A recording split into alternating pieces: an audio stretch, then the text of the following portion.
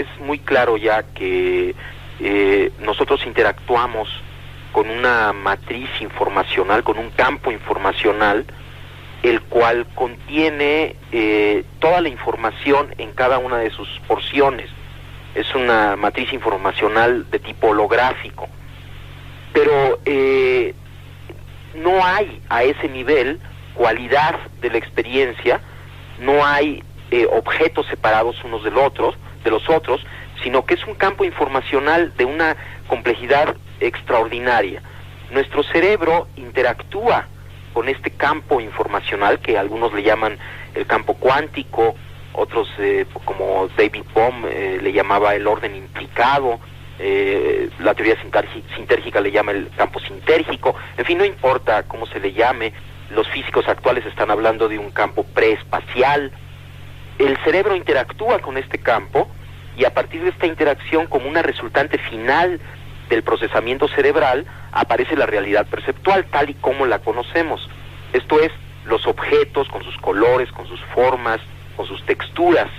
La información de estos objetos se encuentra en esta matriz informacional, pero no la cualidad. El cerebro está encargado de alguna manera de decodificar este campo informacional, y la resultante final es la realidad perceptual. Ahora, nosotros en general tenemos la confusión de ver la resultante final, en lugar de como resultante final, como estímulo primario. Y esto resulta de una incapacidad de acceso al proceso. En otras palabras, la resultante final de la interacción del cerebro con la matriz informacional, esta realidad perceptual, se encuentra en el punto final de un proceso, y nosotros como percatadores, como observadores, como testigos, nos encontramos en este punto final. No tenemos acceso a cómo se crea la realidad perceptual, sino solamente a su resultante final. Y de esta confusión resulta el hecho de que pensemos que esta resultante final no es nuestro producto. Ahora, desde este punto de vista, la capacidad cerebral ya a este nivel, o sea, esta impresionante decodificación que hace el cerebro de la matriz informacional para dar lugar a la realidad perceptual, ya es algo que ni siquiera alcanzamos a entender cómo hace el cerebro para lograr este portento, este milagro de la realidad común y corriente, de lo que vemos como una imagen visual, de lo que oímos como un sonido. Son tantas las operaciones cerebrales que se requieren para lograr este verdadero milagro, que es la realidad cotidiana, que yo ya desde ahí me atrevería a decir que estamos ante un mecanismo, el cerebro humano, con capacidades prácticamente ilimitadas. Pero no se requiere ir más allá, o sea, sino simplemente considerar que esta matriz informacional que el cerebro decodifica es tan compleja, y es más compleja todavía la realidad perceptual, para quedar asombrados, ¿no? Para quedarse asombrados de la capacidad que tiene el cerebro para realizar lo más común y corriente, que es nuestra percepción visual, auditiva, etcétera, etcétera. Ahora, si ya nos vamos a funciones más complejas, bueno, pues la cosa se complica todavía más.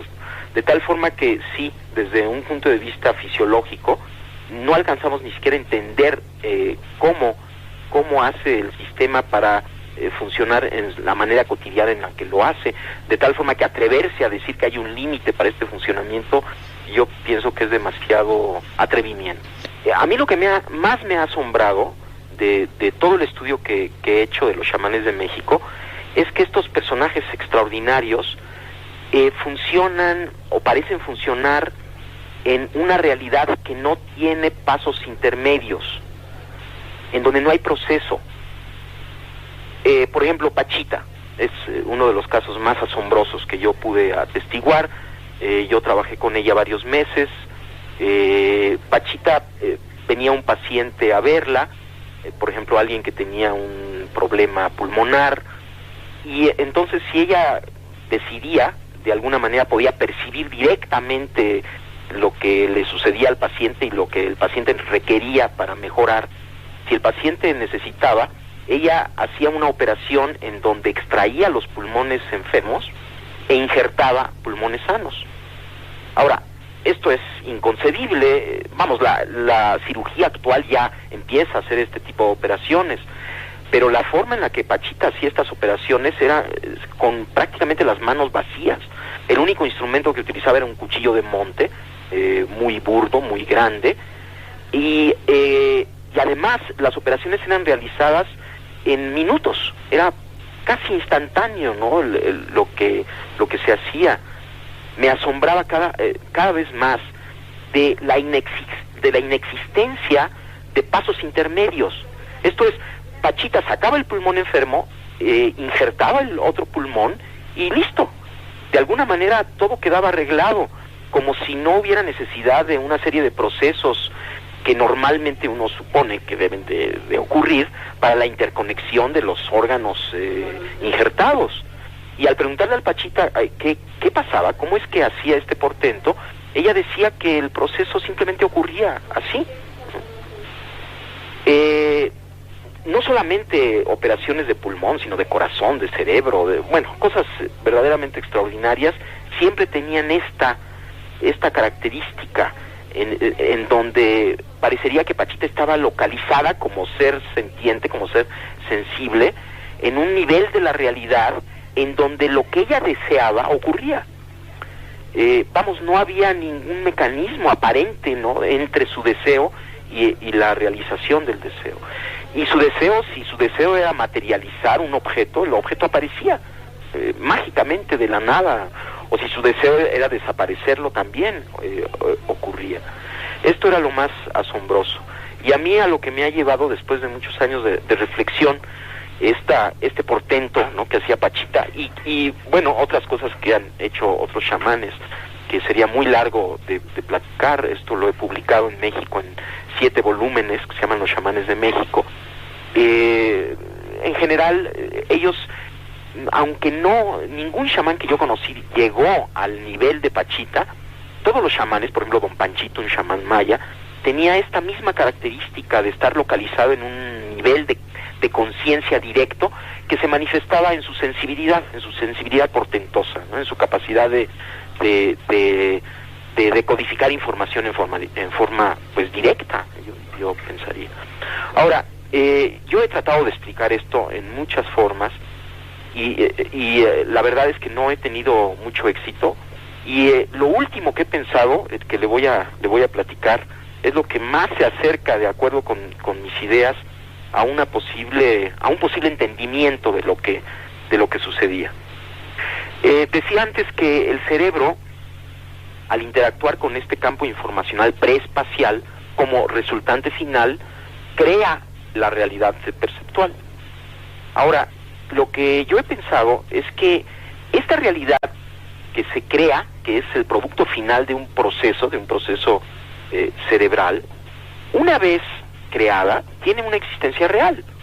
Esto es, lo que estamos viendo, los colores, las formas, existen en el nivel en este nivel que estoy mencionando. O sea, son al mismo tiempo un producto final de un procesamiento, pero ya que está esto, tienen existencia real, pero existen como conciencia, no existen como materia, sino existen como conciencia. De acuerdo con esta idea, Pachita estaba localizada en esta conciencia directamente, ya en la creación, ya no había proceso, y las leyes de esta conciencia que llamamos mundo, que llamamos objetos, que en realidad es pura conciencia, de alguna manera ella las manejaba, y en este nivel no hay pasos intermedios, puesto que todo es conciencia, puesto que aún los objetos que percibimos son, esta resultante final, son parte de la conciencia. Entonces, si uno está totalmente localizado ahí, si uno no tiene ninguna duda acerca de que la realidad es ese nivel, entonces uno simplemente funciona en ese nivel con las leyes de ese nivel. De tal forma que esto es lo que yo estoy empezando a concluir después de 15 años, ¿no?, de estar pensando acerca y tratando de explicarme qué es lo que sucedía con Pachita. Y si se fija, la explicación es de lo más sencilla que hay, y al mismo tiempo de lo más complejo, como creo lo que tiene más valor, ¿no?, que es al mismo tiempo muy simple, muy sencillo, pero al mismo tiempo muy complejo. Para mí se ha convertido esta nueva idea que estoy teniendo en una fuente inagotable de aventuras de la conciencia, en mi propia conciencia, porque obviamente esta idea no es nada más intelectual, ¿no?, sino viene de una vivencia, y estoy intentando vivir en ese nivel, ¿no?, intentando recordar todo el tiempo esto y ver qué es lo que sucede, y es verdaderamente precioso, ¿no? Uno acepta esta realidad como un milagro, como una creación, como parte de la conciencia, se santifica lo cotidiano, hay una serie de efectos muy bellos, ¿no?, que todo se llena de amor, hay una hermandad enorme entre todo, porque uno entiende que en ese nivel todo está unificado. La teoría sintérgica afirma que dentro del procesamiento que el cerebro hace para construir la realidad perceptual, uno de los últimos procesos es la creación del campo neuronal. El campo neuronal es una matriz, otra vez, pero resultante de la actividad cerebral. O sea, es una matriz de interacciones entre todas las activaciones de las neuronas de nuestro cerebro. Entonces, la teoría sintérgica afirma que este campo neuronal interactúa con la matriz preespacial, y a partir de esta interacción aparece la realidad perceptual. Esa es la teoría sintérgica. Ahora, dependiendo de las características del campo neuronal, de su sintergia, específicamente de su coherencia y de su densidad informacional, de su frecuencia, será el nivel de interacción congruente con el campo cuántico. Se puede predecir o hipotetizar que una persona con un gran desarrollo debería poseer un campo neuronal de alta sintergia, esto es, muy coherente, muy equilibrado, pero funcionando en alta frecuencia, y que esto le permitiría interactuar con un nivel más básico que un campo neuronal de menor sintergia. Lo que vimos en el cerebro de don Rodolfo, que indudablemente es una gente extraordinariamente desarrollada, confirma lo que acabo de decir, su coherencia, sus nexos de coherencia, hablando en términos un poco más técnicos, la máxima densidad de sus nexos de coherencia está localizada en altas frecuencias, comparativamente con sujetos normales de la misma edad, en donde sus nexos de coherencia están en bajas frecuencias. De tal forma que la evidencia que estamos obteniendo a nivel de laboratorio está confirmando la teoría sintérgica y avalando todas estas ideas que he mencionado. Estoy entendiendo esta realidad como conciencia, ¿no? Toda la realidad que percibimos como conciencia, y estoy en este punto intentando no olvidarme de esto, refrescándome en cada momento, ¿no?, en esta visión, y pues bueno, sigo en el laboratorio y voy a seguir porque hay muchísimas cosas que hacer, muchas hipótesis que probar. Por ejemplo, en este momento vamos a iniciar estamos pidiendo fondos porque esto va a salir muy caro y no tenemos los fondos, pero esperamos que alguna organización nos ayude a estudiar si existen interacciones directas entre el cerebro de delfines y del ser humano, de tal forma de poder tener evidencias experimentales acerca de no solamente la existencia de interacciones entre cerebros humanos, que ya tenemos suficiente evidencia, aunque seguimos en este campo, sino si existen interacciones entre el ser humano y otras especies, que la hipótesis, la predicción es que sí existen, que existe una unidad de todos los seres. Esa es una cosa que estamos iniciando.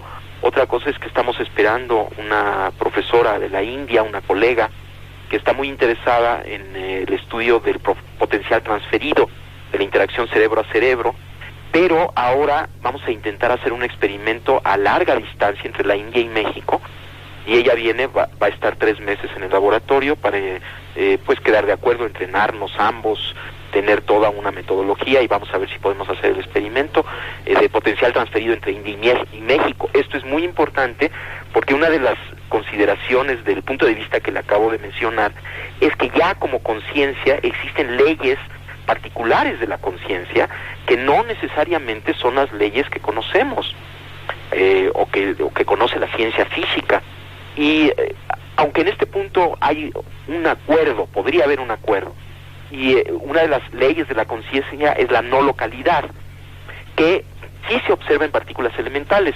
La paradoja Einstein-Podolsky-Rosen indica que entre partículas elementales hay efectos de interacción no local. ¿Qué quiere decir interacción no local? Quiere decir que existen interacciones instantáneas a distancia, que no pueden ser explicadas por la teoría de la relatividad ni por ningún sistema de información que mande información de una partícula a la otra, sino solo si consideramos que en un nivel existe una unidad. Entonces, bueno, estamos trabajando duro, hay todo un equipo de colaboradores que están muy entusiasmados, ¿no?, trabajando en el laboratorio, y estamos empezando a preparar un nuevo libro. De hecho, bueno, en México apareció un libro que se llama El Yo como Idea. Una porción de este libro, espero que ya haya aparecido en España como El Sabor de la Iluminación, de Editorial Sirio, no sé, creo que ya debe de haber salido, y estamos preparando un nuevo libro, ya es un libro coeditado, que se va a llamar La realidad como conciencia y la conciencia como realidad, en donde se van a manejar todas estas ideas de la realidad como conciencia, pero al mismo tiempo como producto final de un procesamiento, y la conciencia como realidad.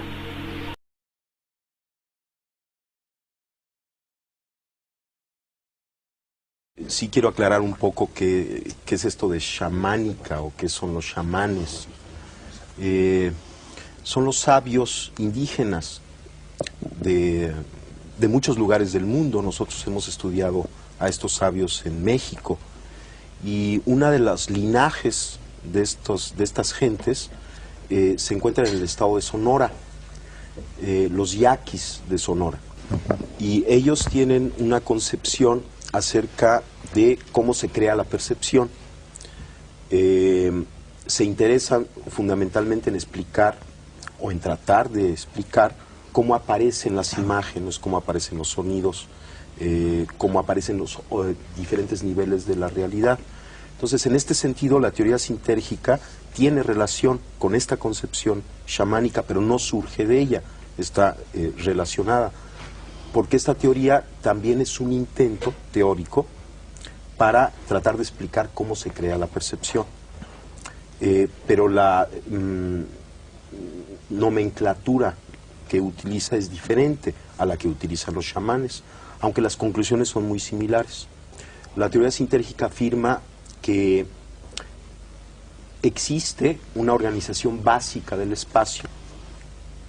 Esta organización básica sería como una matriz, un enrejado, una celosía, cuyo estado fundamental es de total coherencia y simetría. En esto está de acuerdo también la física contemporánea.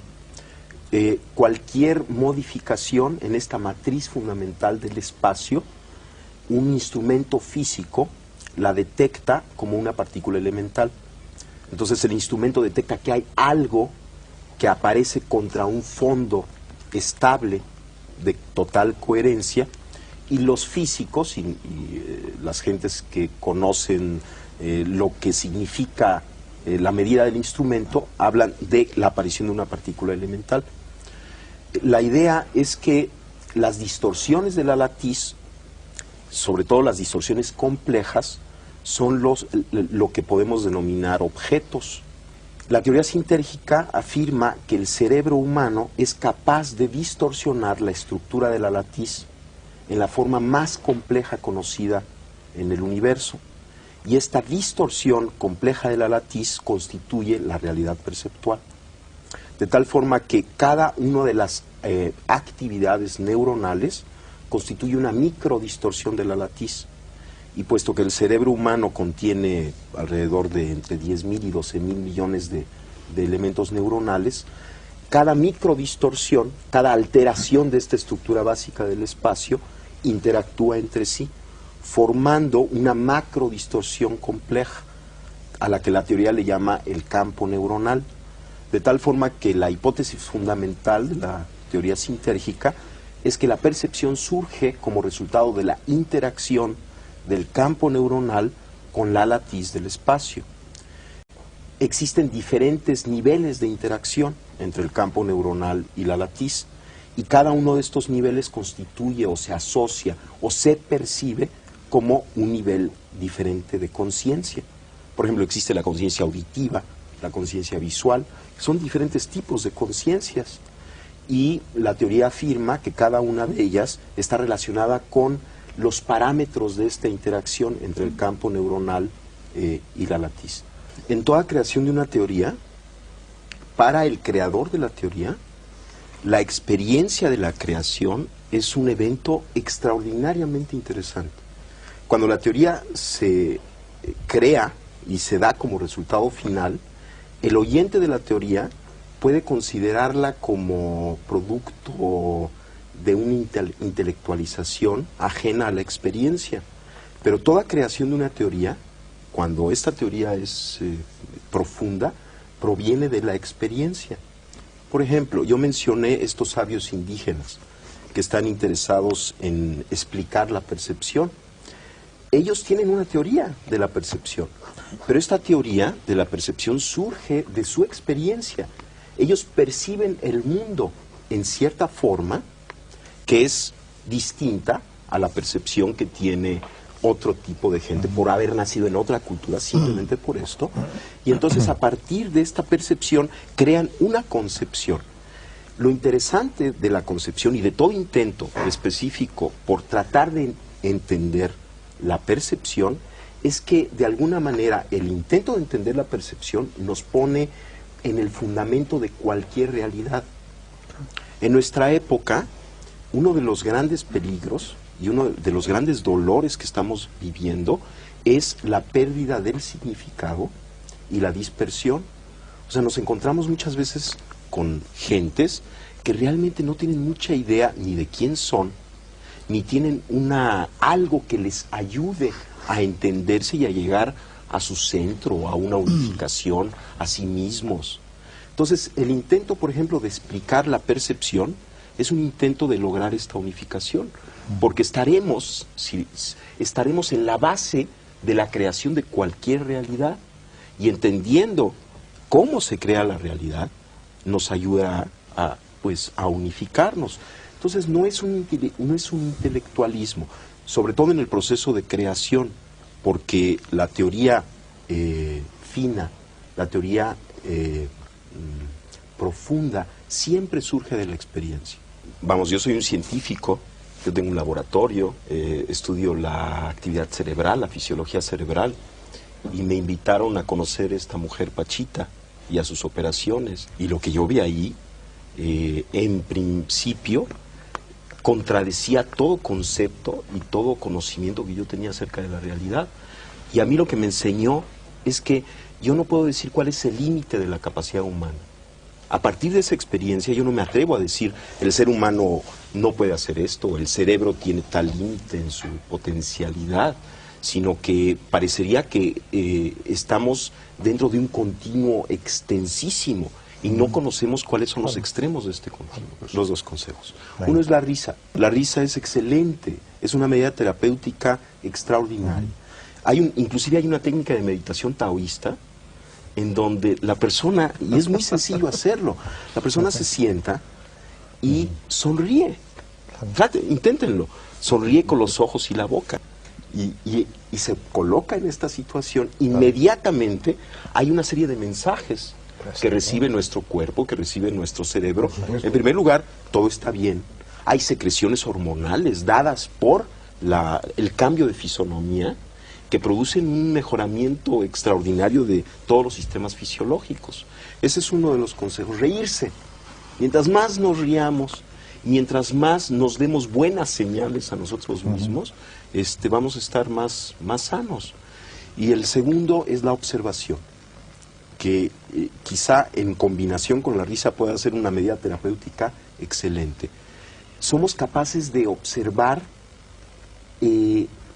inclusive aquello que pensamos que no se puede observar. Por ejemplo, en principio pensamos que no podemos observar nuestra actividad cerebral, y sin embargo hay una técnica budista, el Vipassana, que enseña a una persona que la practica a observar su propia actividad cerebral.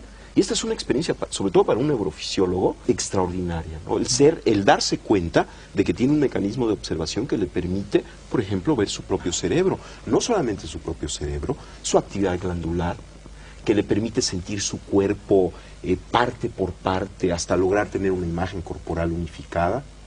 Y lo que sabemos, y a partir de estas técnicas, es que el hecho de observar, por ejemplo, un tejido enfermo, un dolor, y observarlo con ecuanimidad, con calma, tiene un efecto de sanación.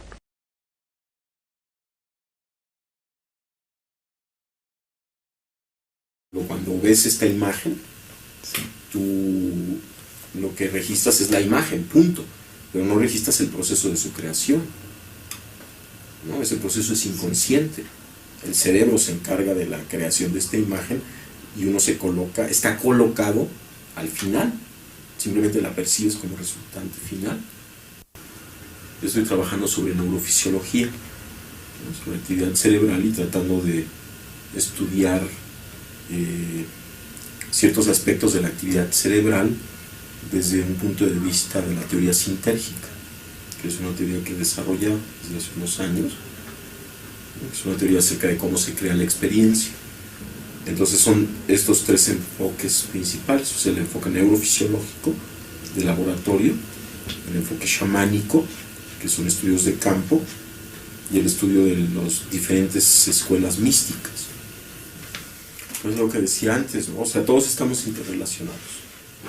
Entonces, sabemos ya que hay interacción inclusive entre la actividad cerebral de una persona con otra. Entonces, tu actividad cerebral interactúa con la mía y la mía con la tuya. Cada quien es un individuo que se ve influido por todo lo que sucede a su alrededor. Entonces,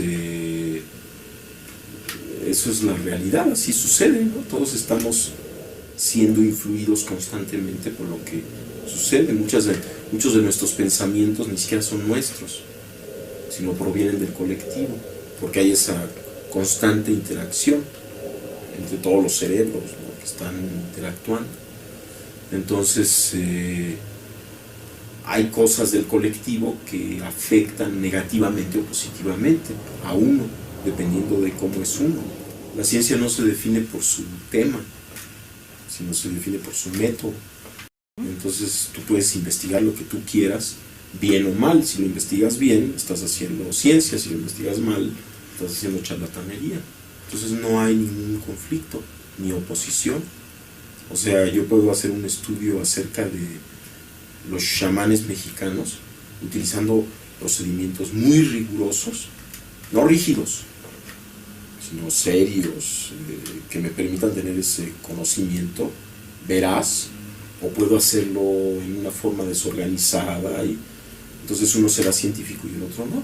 Pero la ciencia no tiene nada que ver con, digamos, con ser rígido, sino que te abre caminos, y a la cultura no le gusta que sus miembros se salgan de sus normas. Entonces hay muchos controles, ¿no? para evitar esto. Pero una cultura sana es una cultura que permite y alienta el que haya individuos creativos dentro de ella, que exploren otros niveles, pero que los exploren de tal forma que se puedan incorporar. Pues la libertad proviene del conocimiento de ti mismo. O sea, mientras más te conoces, más libre eres. Mientras más te conoces, más puedes ejercer esa libertad. Menos estás sometido a presiones o a aspectos que te evitan ser. Entonces la libertad proviene del conocimiento que tengas de ti. Mientras más conocimiento, más libertad. Lo que a mí más me llamó la atención de don Panchito es el estado de su conciencia. Una persona que parecía estar en unidad. O sea, él vivía con su entorno en una forma totalmente orgánica. ¿Sí? No había una separación, no había una lucha, sino que estaba en fluidez total. Y además con un conocimiento de sí mismo extraordinario. Por ejemplo, don Panchito era un chamán que podía seguir paso a paso sus propios procesos internos. ¿Sí? Saber, por ejemplo, cómo funcionaba su mente. Tenía acceso a aspectos de sí mismo que nosotros generalmente no tenemos acceso. Nosotros estamos funcionando en la resultante final de nuestros procesos. La denominación paranormal es una equivocación, ¿no? Porque según quién, depende de la cultura, depende de... O sea, si tú estás con ellos, pues para ellos es normal aquello, ¿no? Que para otras personas es anormal. Igual para ellos lo que nosotros hacemos es anormal comparado con lo que ellos... Entonces la denominación paranormal es muy esquiva, muy peligrosa. Más bien están en un extremo, ¿no?, de la potencialidad humana.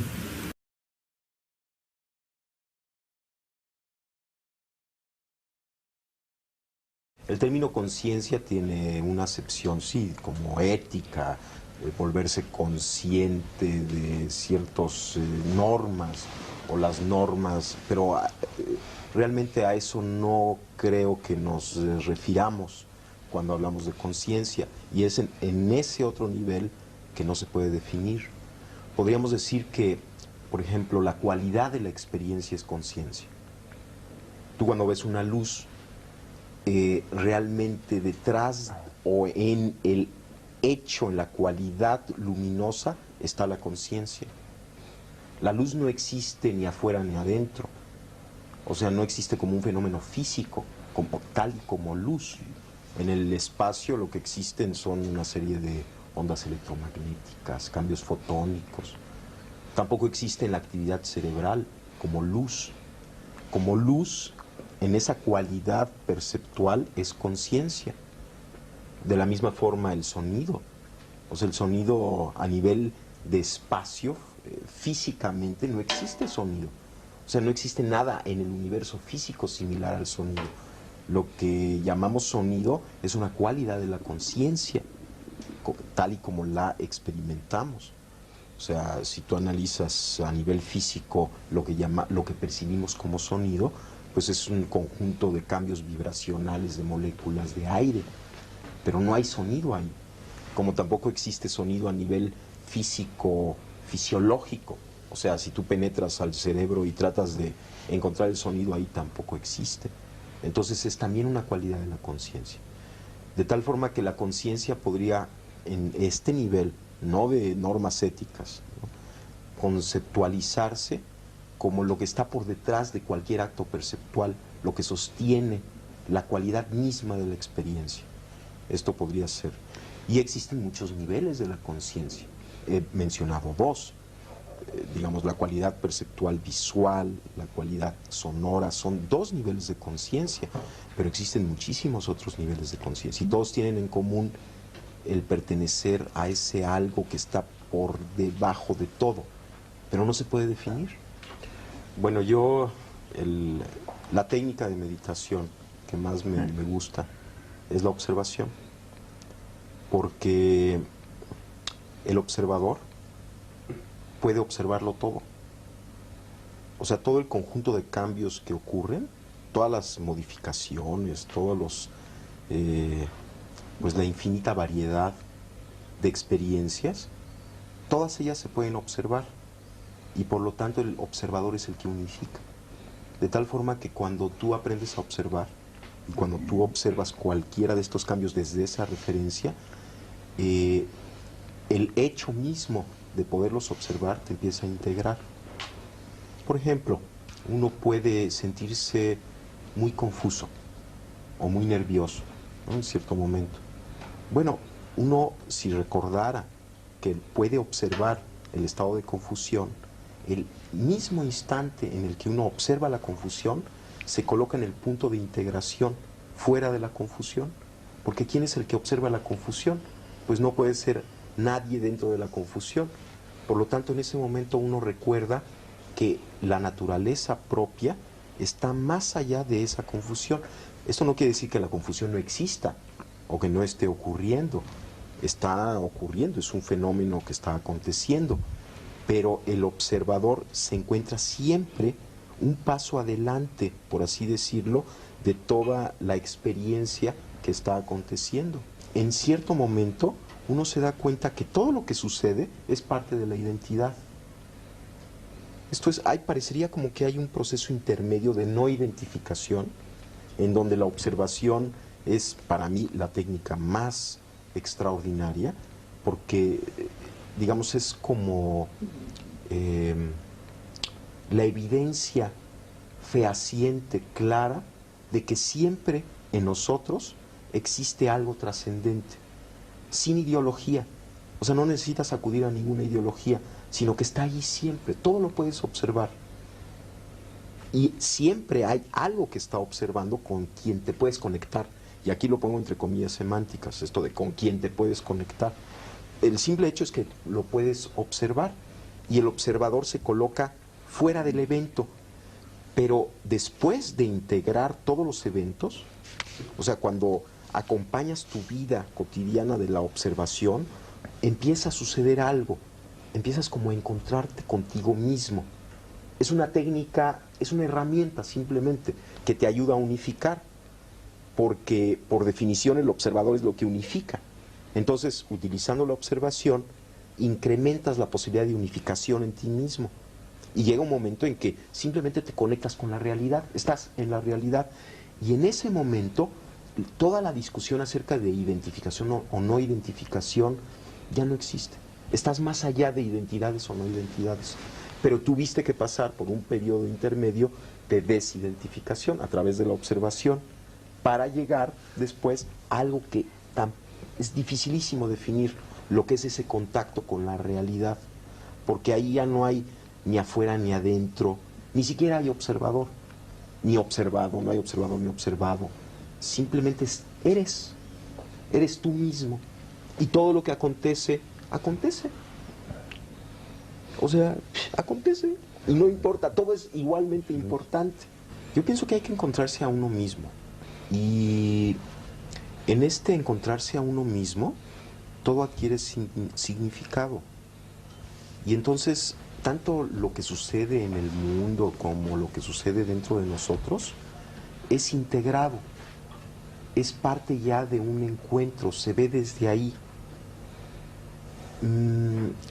Es delicioso el momento en el que uno pierde todo concepto y toda preconcepción y todo aparece fresco y todo es nuevo, acontece, pero hay algo que está detrás de esta percepción y que yo no puedo pensar que no exista, y es uno mismo, que no es el ego, es algo que uno tiene que encontrarlo y también es muy difícil definirlo, pero tiene que haber aquello, porque si no hay eso, entonces no hay significado, y yo pienso que el significado es muy importante.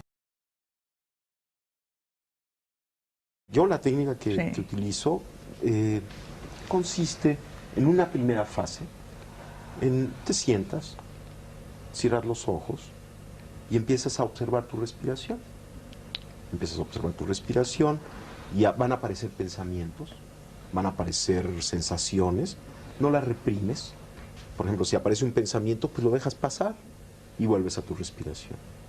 Aparece otro pensamiento, lo dejas pasar, lo observas cómo nace y muere y vuelves a tu respiración. Esto como que te prepara porque en una primera fase tienes que aprender a concentrarte, tienes que aprender a centrar tu atención, tienes que limpiar tu mente. Y la forma de limpiar la mente no es peleándose en contra de la mente. Exacto. No la puedes quitar, no hay forma de quitarla. Tampoco pienso que es malo tener mente. Hombre, es necesario tener un entendimiento, es maravilloso, porque sería desastroso quedarnos sin esta parte. Estos pensamientos repetitivos, yo pienso que sí hay que limpiarlos, y la forma de limpiarlos es aceptarlos, paradójicamente es aceptarlos y dejarlos pasar, y dejar que afloren y que afloren y que afloren hasta que llega un momento en el que empiezan a calmarse, y entonces uno puede fundirse con la respiración, estar en ese punto. Bueno, esa es una primera fase de la técnica.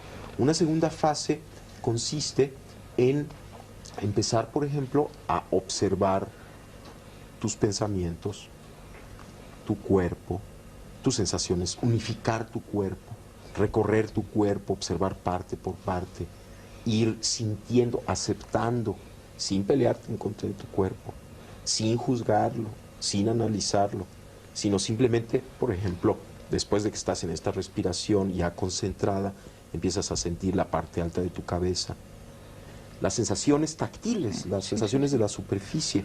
Después empiezas a sentir cada parte de tu cuerpo, vas como bañándolo, recorriéndolo poco a poco, hasta que llega un momento en que puedes observar tu cuerpo como una unidad.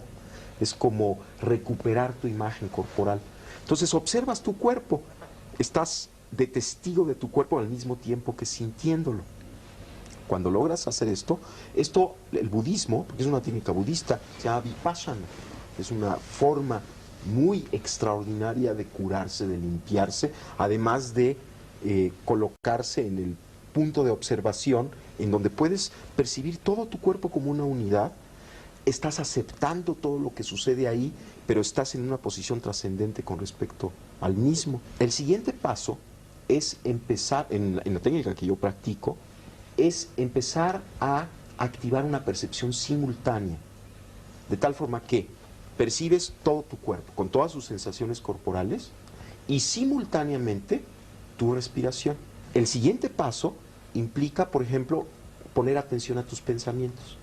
Entonces, percibes tus pensamientos, qué pensamientos hay, qué relaciones hay entre un pensamiento y otro, qué redes de pensamientos acontecen, y las percibes con la misma actitud que percibiste tu respiración y tu cuerpo, sin juicios, sin análisis, aceptando todos los pensamientos que acontezcan, pero colocándote de testigo de los mismos. Estás al mismo tiempo sintiendo, viviendo tus pensamientos, pero en el punto de trascendencia con respecto a ellos. La siguiente fase implica observar simultáneamente tu cuerpo, tu respiración y todos tus procesos mentales. Una observación simultánea. Bueno, una vez que acabas esto, que puedes realizar esta observación simultánea, empiezas a poner atención a tus emociones. ¿Qué cambios emocionales hay? ¿Cuáles son los tonos emocionales, la luminosidad emocional, las cualidades de la emoción? Y observas tus emociones con la misma actitud con la que observaste tus pensamientos, tu cuerpo y tu respiración. Cuando logras esta observación de tus emociones, observas simultáneamente tu respiración, tu cuerpo, tus pensamientos y tus emociones. Después empiezas a observar de la misma forma tus imágenes internas, hasta que logras una percepción, una observación igual que como observaste el otro, sin juicio, sin análisis de tus imágenes internas, y haces simultánea la observación de tu respiración, tu cuerpo, tus pensamientos, tus emociones y tus imágenes internas. El siguiente paso consiste en observar los sonidos del medio ambiente y observarlos de la misma forma en la que observaste tus pensamientos, tus emociones, tu cuerpo, y hacer una observación simultánea de medio ambiente, cuerpo, emociones, pensamientos, etc. Después, observar el mundo visual. Llega un momento en que cuando puedes hacer una observación simultánea de todos los componentes de tu experiencia, sucede algo extrañísimo. Hay una especie de umbral que se atraviesa y te conectas contigo mismo. Pero ¿quién es el ti mismo con quien te conectas? No se puede describir, porque está unificando todo aquello. De alguna manera, la técnica de incorporar observación a la observación y de hacerla simultánea, te hace llegar a un umbral en donde todas las concepciones que tenías de ti mismo desaparecen y te conectas con algo que está más allá de esas concepciones, pero mucho más cerca de ti mismo que nunca antes. Y te das cuenta además que ese ti mismo es inseparable de la totalidad. En esta observación simultánea tiene toda una base o explicación fisiológica este umbral, y es algo muy espectacular el llegar a él, porque cuando se llega a él hay un cambio en el sentido de que ya no se quiere ayudar o no ayudar, ya no se acompaña la conciencia del amor, sino que se vuelve lo mismo. No hay ni conciencia ni amor, no tiene una cualidad de amor añadida, sino que es lo mismo.